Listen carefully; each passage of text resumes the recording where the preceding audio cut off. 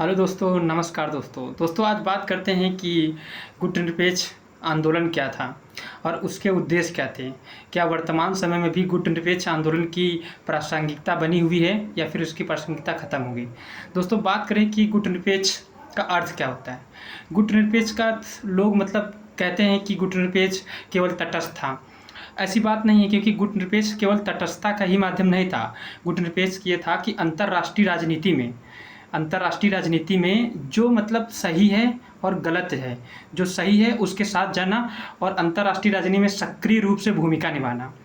दोस्तों गुटनिरपेक्ष आंदोलन द्वितीय विश्व युद्ध के बाद शुरू हुआ था, क्योंकि द्वितीय विश्व युद्ध जब हो गया था तो एक ध्रुव अमेरिका का बन गया था, जैसे कि अमेरिका का ध्रुव बोलते हैं, दूसरा सोवियत संघ जिसे कहते हैं यूएसएसआर। तो उसमें हुआ था क्या कि जो विकासशील देश हैं तो वो नहीं जाना चाह रहे थे, क्योंकि अगर वो अमेरिका के साथ जाते हैं तो अमेरिका क्या था, पूंजीवादी अर्थव्यवस्था था। वहीं अगर रशिया के साथ थे, रशिया क्या साम्राज्यवादी साम्यवादी अर्थव्यवस्था था। तो भारत जैसे देश, जो भारत है और दक्षिण के जो देश हैं, इन्होंने सोचा कि हम दोनों ग्रुपों में नहीं जाएंगे, दोनों ध्रुव में नहीं जाएंगे, हम तटस्थ रहेंगे। तो इसीलिए भारत और भारत के समीपी जो पड़ोसी देश हैं उन्होंने मिलकर गुटनिरपेक्ष एक आंदोलन बनाया या फिर एक संगठन बनाया। दोस्तों ये संगठन 1961 में भारत के प्रधानमंत्री जवाहरलाल नेहरू एंड मिस्र के राष्ट्रपति जमाल अब्देल नासिर, वहीं यूगोस्लाविया के जो राष्ट्रपति हैं उन्होंने मिलकर भी ये आंदोलन ये जो संगठन था, गुटनिरपेक्ष था, उसकी शुरुआत की थी। दोस्तों बात करें कि इसके उद्देश्य क्या थे, गुटनिरपेक्ष आंदोलन के उद्देश्य क्या थे। उद्देश्य ये थे अपनी संप्रभुता तथा अखंडता को बनाए रखना। जो छोटे देश थे वो क्या चाहते थे कि हम अपनी संप्रभुता और अखंडता को बनाए रखें। अगर हम उन बड़े बड़े महाशक्तियों में शामिल हो जाते हैं तो उनकी जो शक्तियाँ थी उनके हिसाब से चलना पड़ता। अगर हम रसिया के साथ जाते तो हमको रसिया के हिसाब से चलना पड़ता, अगर हम अमेरिका के हिसाब से जाते तो अमेरिका के हिसाब से चलना पड़ता। इसीलिए उन्होंने क्या कहा, अपनी संप्रभुता और अखंडता को बनाए रखने के लिए इसका उद्देश्य था कि अगर हम नहीं शामिल होंगे तो हमारी संप्रभुता और अखंडता बनी रहेगी। तीसरा था, विश्व में जो गुटनिरपेक्ष आंदोलन का उद्देश्य था, विश्व में शांति स्थापित करना, शांति स्थापित करना। और तीसरा इसका उपयोग था दोनों पक्षों में, जो दो ध्रुव थे, एक यूएसएसआर का ध्रुव, एक था अमेरिका का ध्रुव, इन दोनों के बीच में शांति स्थापित करना। और इसका पांचवा उद्देश्य ये था कि जो नवनिर्मित छोटे छोटे देश थे, जो नवनिर्मित छोटे छोटे देश हो रहे थे, वो था क्या, अगर वो स्वतंत्र हो रहे थे तो उनके पास अभी उतनी शक्तियाँ नहीं थी। तो इसका गुटनिरपेक्ष आंदोलन जो था, जो संगठन का था, इसका उद्देश्य था उन छोटे छोटे देशों को इन महाशक्तियों से बचाना था।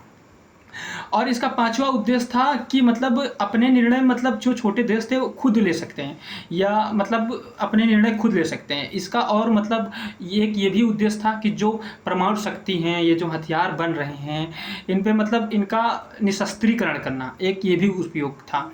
लेकिन दोस्तों बात करें कि 1991 के बाद यूएसएसआर का पतन हो गया, यानी कि विघटन हो गया।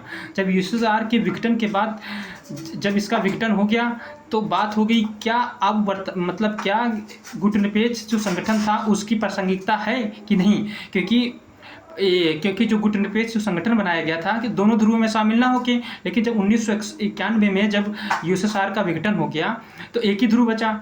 तो इस पर प्रश्न चिन्ह लगने लगे कि क्या इसकी जो प्रासंगिकता अभी बनी है या नहीं बनी है। लेकिन दोस्तों 1991 से जो गुटनिरपेक्ष संगठन था, इन्होंने काफ़ी सुधार कर चुके थे, जैसे रंग भेद की, साम्राज्यवाद की, औपनिवेशिक की, काफ़ी हद तक अपने उद्देश्यों को प्राप्त कर चुका था। लेकिन वर्तमान समय देखा जाए तो इसकी प्रासंगिकता अभी भी बनी है। जैसे कि अभी क्या करते हैं, ये छोटे देशों को अंतर्राष्ट्रीय स्तर पर इनको जो बातें हैं उसको रखने का मौका देते हैं। वहीं क्या होते हैं, दक्षिण दक्षिण संवाद होता है। जैसे दक्षिण दक्षिण संवाद का मतलब होता है कि जो दक्षिण के देश हैं उन दक्षिणी देशों को एक दूसरे को जोड़ता है और जोड़ के क्या कहते हैं, जो उत्तर के देश हैं, मतलब जो उत्तर के जो विकसित देश हैं उनके साथ मतलब उनकी अर्थव्यवस्था से जोड़ना, और ताकि इनका भी विकास हो जाए। और इसका मतलब वर्तमान समय में प्रासंगिकता देखा जाए, जो अंतर्राष्ट्रीय शांति, मतलब अंतर्राष्ट्रीय न्यायालय में जो अंतर्राष्ट्रीय शांति को बनाए रखना है।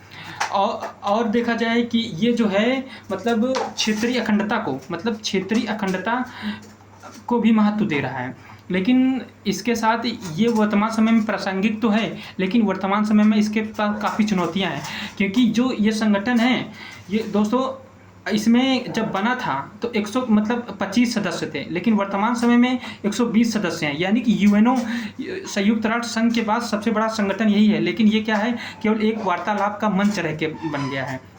इसमें वार्तालाप होती हैं, बाकी ना कोई सही से मतलब कार्य होता है, ना कुछ होता है। इसमें आतंकवाद भी बढ़ रहा है, तो इसके समय वर्तमान समय में बहुत बड़ी चुनौतियां हैं।